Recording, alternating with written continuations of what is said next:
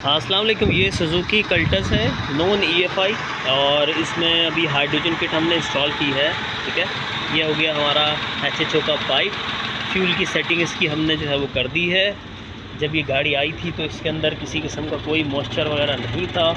अभी हमने गाड़ी स्टार्ट की थी तो इसने पानी ड्रॉप किया, काला पानी आ रहा था। अभी जो है वो मॉइस्चर अच्छा खासा आ रहा है। देखें, सारा कार्बन जो वो अंदर से आया तो यहाँ चढ़ गया।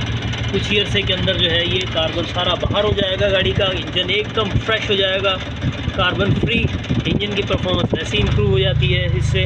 ठीक है जी, और साथ ही साथ हमें 30% बड़े आराम से फ्यूल की सेविंग मिलेगी। किट हमने यहाँ रख दी है ऊपर, यहाँ से सिलेंडर रखा हुआ है जी। तो ये सिलेंडर आ गया और इसके ऊपर हमने रख दी है किट, क्योंकि जगह सिर्फ यही है। ठीक है जी, और करंट इसमें 3.5 के करीब है तकरीबन, ये और हो जाएगा।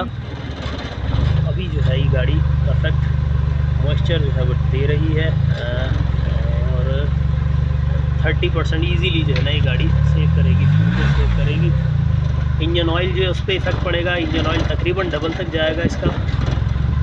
अभी ज़रा कर लें सेटिंग पेट्रोल की, इसकी जो भी कर रहे हैं मज़ीद।